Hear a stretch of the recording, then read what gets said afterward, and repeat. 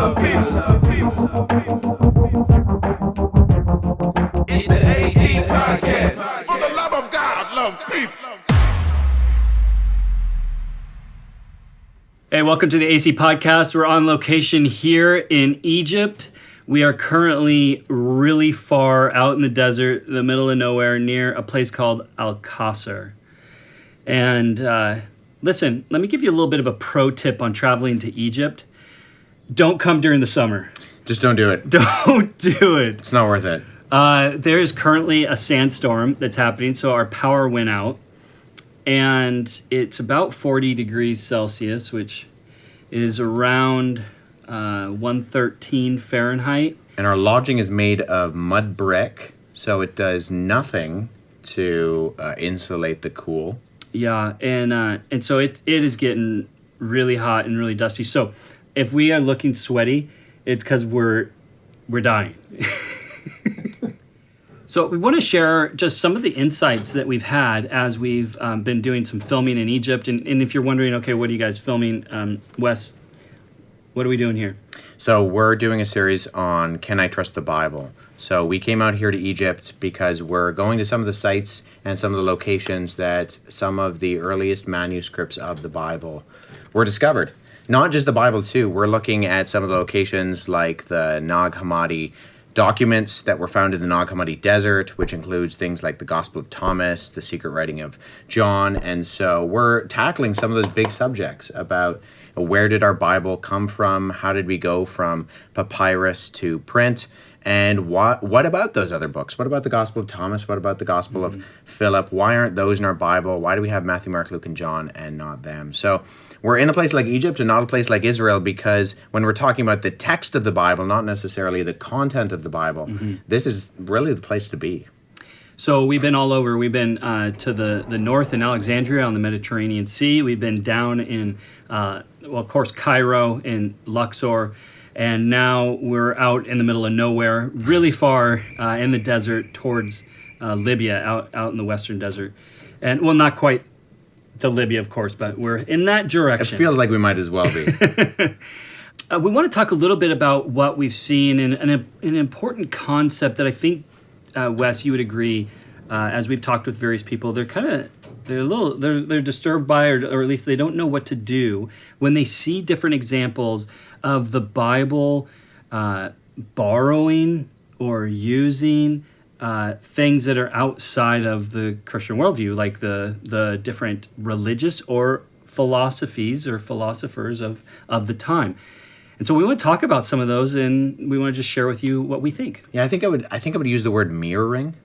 Mirroring for the contextualization of what's going on. So a couple of the just clearest examples that we've noticed is we were over at an ancient Egyptian site, and we literally saw hieroglyphics describing the process of circumcision. Right. And so, you read Genesis, you read God making that covenant with Abraham and saying, this is how I'm going to visualize that to you, for you and your sons, that they're going to be circumcised. And I think one of the things we should realize is that Abraham didn't go, hey, God, well, what's that?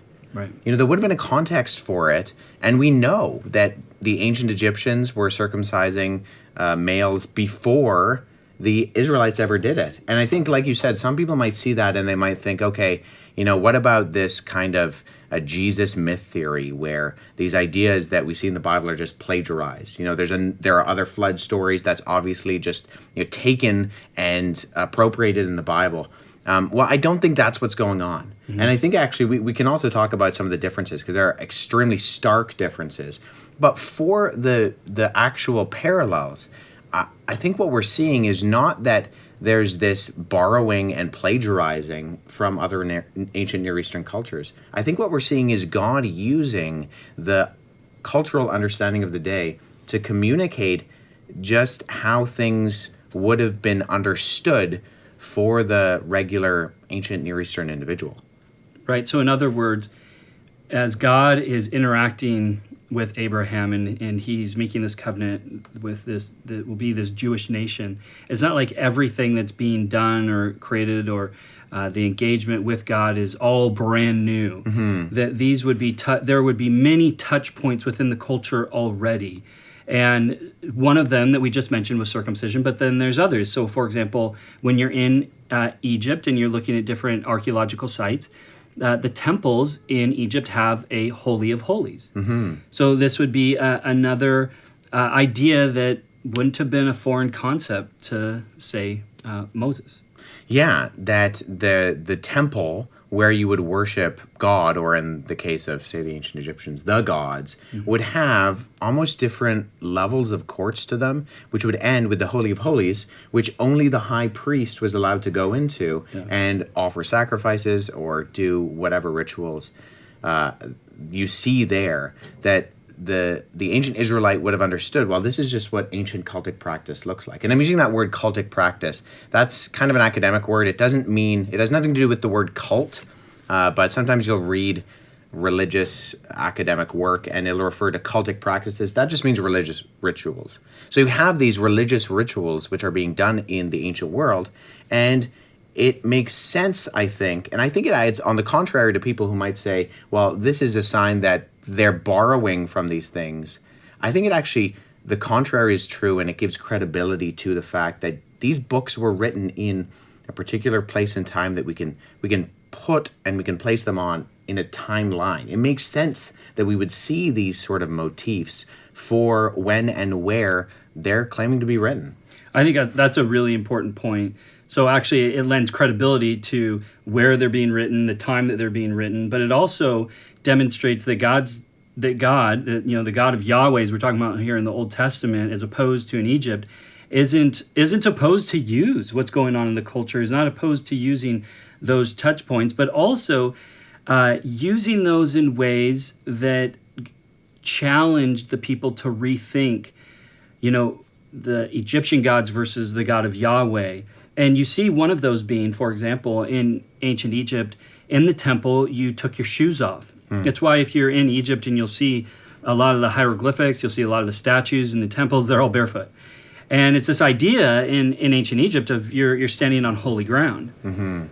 And this is interesting, though, right? When God or when Moses encounters God at this burning bush and is told, hey, this is holy ground. My presence is holy ground. Yeah, it's not that he's in a temple. In one sense, I guess he is, but the temple is wherever God's presence is. God's the creator of the heavens and the earth sort of idea? Yeah, and that it's not limited. God is not limited to this, location. Yeah, that we have to move the idol around in so that the God is where they should be. God is everywhere, and the presence of God specifically for that particular story is in a special location.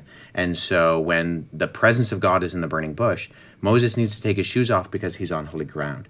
It's not that he stepped into a physical temple, although arguably maybe he did, but it wasn't built by human hands, but that there's something reverential about that. And that's exactly what we see later on in John chapter 1, verse 18, when it says that the Word became flesh and made his dwelling among us. Literally, the Greek word that we translate as made his dwelling is the word that the Greek translation of the Old Testament uses for the tabernacle, where God is. And in that sense, the presence of God is not limited to the temple any longer. It's in Jesus.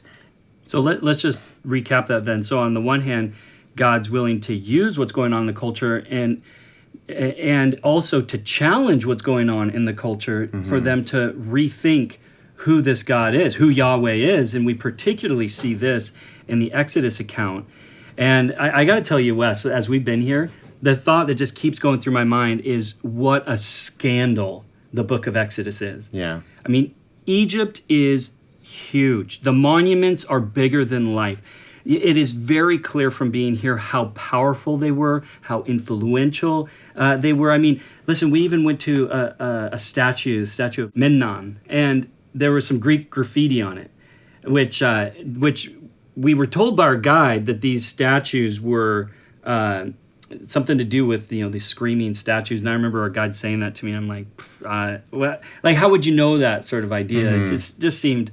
I just wasn't sure if I could believe it. Yeah, there are these two giant statues. I think they're of Amenhotep, and the Greeks had come there, and there's this ancient Greek story about Memnon. Let me just, on that note, when we say the Greeks came there, we mean Greeks came here as tourists. Yeah, this stuff was ancient. I mean, one of the things I was telling Andy when we were walking around was that the proximity in time from Cleopatra is closer to the invention of the iPhone than she is to the building of the pyramids. That's how ancient Egypt really is. You know, we're looking at some of these tombs, and our minds are just being blown by colors on the walls of hieroglyphics that are 3,000-4,000 years old. Like, it's just mind-blowing. But yeah, so this is literally ancient Greek tourism. They're coming in like the 1st, 2nd century BC, and then the 1st and 2nd and 3rd century AD to view these things. And there are these 2 giant statues of Amenhotep. I think that's who it was. And there's this ancient Greek story of Memnon. And in the story, as I understand it, Memnon died and his mother is crying for him. And over time, as these statues wore with time and just the elements, a number of holes developed in the statue, particularly in the neck and in the head. And when the wind blew, when the sunrise came up at a particular angle, it would force wind through this hole, and it would make this like whistling sound almost, as if he was crying or screaming or that kind of thing. And there was some Greek graffiti on the bottom kind of foundation, I guess, plinth of the statue. And when I read it, that's what it said. We came to see the screaming or the yelling statue, which was really, really cool to just put that in a place in history. And it starts to give you this appreciation that Egypt was viewed in awe, just how big and powerful they were, and that people would just come to see this. And they were a force to be reckoned with throughout history. And that's one of the reasons why they built such big monuments, is to say, look at how powerful we are. Yeah. And here you've got this, these slaves, these Hebrews, and they're being led by this nobody Moses, and they are in this story of Exodus defeating the Egyptians. It is scandalous. Yeah, and one of the things you were saying when we were talking about this earlier is that it's almost an apologetic. Yeah. It's an apologetic. The book of Exodus is an apologetic. Exodus in general. But particularly the plagues. The plagues are almost spoofing the gods of Egypt with the Nile, with the animals that are being used. And one of the big ones was, we were at the Temple of Luxor, and it's this giant megalithic structure, but it wouldn't have had a roof. And the reason it wouldn't have had a roof is because it was built to honor the god Ra, who was the sun. And you don't build a roof because that's cutting you off from the presence of Ra. And what is one of the plagues in Egypt in the story of Exodus? Well, the sun goes out. The sun goes black. What a clear picture of the God of the slaves, Yahweh, literally removing you from the presence of your head God. Yeah, is more powerful. Another one that might be of interest to people is that the Egyptian hieroglyphics is based on the religious language. It is the religious language. It's the language of the gods, if you will. And the gods were often represented with animals. And so, not surprisingly, the language uses animals. So in that sense, you see this kind of connection with the language of the gods. And here we see, again, in the Exodus story with the plagues, that these different animals that are very meaningful, or different places like the Nile, or things like the sun that are meaningful. It's like these cosmic battles that are taking place, and Yahweh is demonstrating to be, or showing to be, more powerful than the Egyptian gods. And again, the idea that it should just hit you is just the scandal of it. Yeah, so as much as we do see these parallels, and we were really interested in seeing things like circumcision being paralleled, or like the Temple of the Holy of Holies being paralleled, the differences are also very stark. Yes. And I mean, even the creation story in Genesis, outside of all of the other controversies of what's going on there, and the modern theories of what is this describing exactly? I think one of the key themes that the ancient reader would have understood is how different it was than the other ancient Near Eastern origin stories. The stories of the other ancient Near Eastern cultures. Just one example is the Babylonian creation story, which is called the Enuma Elish, which was read every Babylonian New Year was just a battle between the gods, and then the gods who lost became the earth and became the sky and became, the substance which you and I are made out of. Not unlike a modern atheist like Richard Dawkins, who would say you're just a cosmic mistake. The Enuma Elish, very encouraging thing to hear every New Year's. But your mistake, right? Yeah. And what does Genesis say? Well, it says, no, all those things you worship as gods, the sky, the earth, the animals, the land, the plants. All of it. Our God made those. Yeah. And so you're foolish to worship them. And you're not a mistake. You're created with purpose, and you're created with value, and you bear the image of God. Yeah, everyone bears the image of God. And this is a significant idea when you put it in context in Egypt. Yeah. It was the royal elite. It was Pharaoh that, was God's representative on earth sort of idea. And here it's like, no, you've all been created by God. These other things you're worshiping, in fact, aren't gods. God's the creator of everything. God created you. God created you in his image. We are all his representative.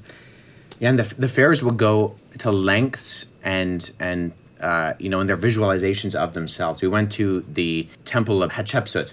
Yeah. And in the temple of Hatshepsut, she was a princess. She wasn't a king. She wasn't a pharaoh, but she had almost invented this story of Ra becoming her father, to look like her father, to sleep with her mother, to give her a divine origin story so that she could lay claim to being the ruler over Egypt. And so she bore the image of a god. Mm-hmm. And then she portrays herself with divine qualities. And actually, even what we saw when we were at the Temple of Luxor was there was a section that was built by Alexander the Great later on, not as ancient as the rest of the building, and he portrays himself as an Egyptian god, as an Egyptian pharaoh, being honored by the other gods. Well, that's relegated. That is reserved for the elite, for the pharaohs, for the kings, for the emperors. And the biblical story is, no, you bear that image. You have that responsibility. You are given that authority and level of importance. Now, before we wrap this up, I just want to take a moment to explain and for us to talk about that we see these motifs in the Old Testament, but we also see these motifs in the New Testament. And so we can see similar examples that might just help people to have an appreciation for what we're getting after here. One of those examples is an example is Paul. Paul often is quoting different philosophers and poets. So Titus 1:12, for example, Paul says, he says, quoting their own poet, he says, Cretans are always liars, evil beasts, lazy gluttons. He's like, this is what their own poets say, about them. And we see this in various places where Paul will quote different philosophers. Yeah, or even Acts 17, when he's at the Areopagus, Mars Hill, he says, for in him we live and move and exist, as some even of your own poets have said, for we are also his children.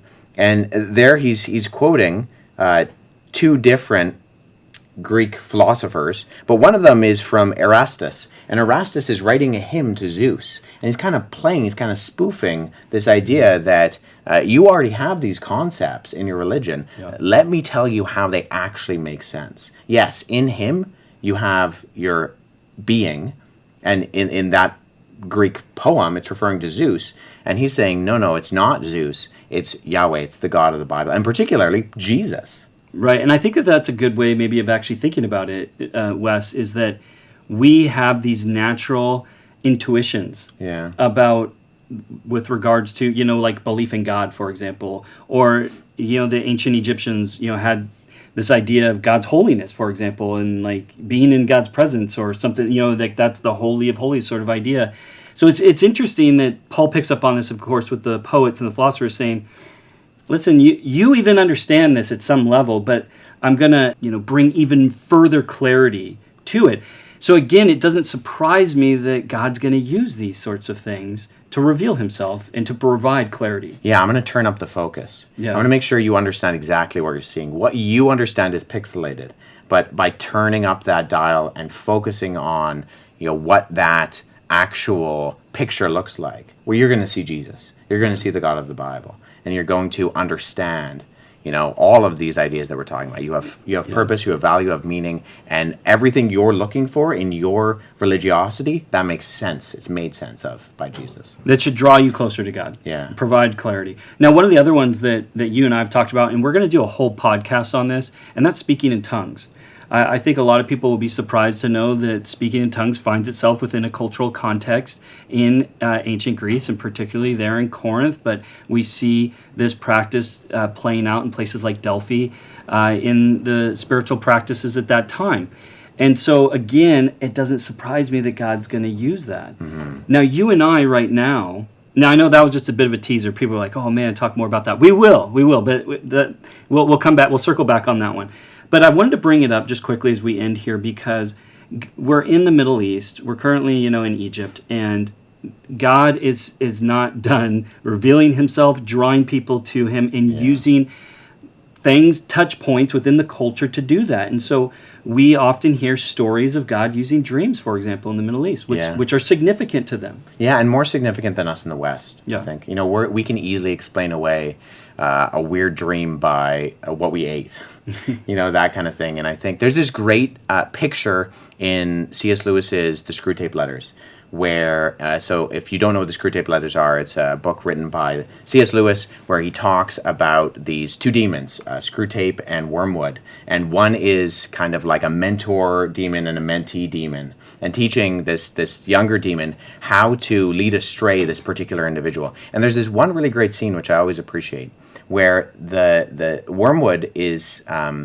he's standing by the edge of the bed, or Screwtape is standing by the edge of the bed, and he's rehearsing how he's going to show himself to his person and scare him. And his mentor shows up and says, hey, what are you doing? And he explains it. And he's like, no, don't do that. Because if you reveal yourself, you open him up to the possibility of the supernatural, and you open up to the possibility that actually the enemy, in this case God, could actually exist. Mm-hmm. It's better here to convince him you don't exist. Convince him that all that exists is the natural. And I think, that's true. In our culture, it's far more persuasive to convince someone of natural materialism than it is to convince them of spiritualism, although I do think we're taking a shift in our culture to a certain degree. Yeah. But all that to say, the difference in our contextual understanding of how we view the world, our worldview, here in the Middle East, in Egypt, or, Syria, Jordan, Iraq, bigger country, versus the West is very, very different. And I think both Satan and God uses that to either lead us astray or to reveal himself for, the glory of his will. Yeah. Lots more that we could talk about. That's all we got time for. We're going to need to go find a cool place, which I don't know that it exists here. But we're really looking forward to showing you the content from what we've been filming here. It is quite excellent, and you'll be able to find it at our conferences that are coming up. We have a conference in Saskatchewan that's coming up at Briarcrest. We're going to be out in Ontario, and then we'll be out in British Columbia as well. You'll be able to find this content online. It'll all be coming soon. But thank you for listening to AC Podcast. We'll be back soon with more things to think about. Until then, love God, love people. It's the AC Podcast.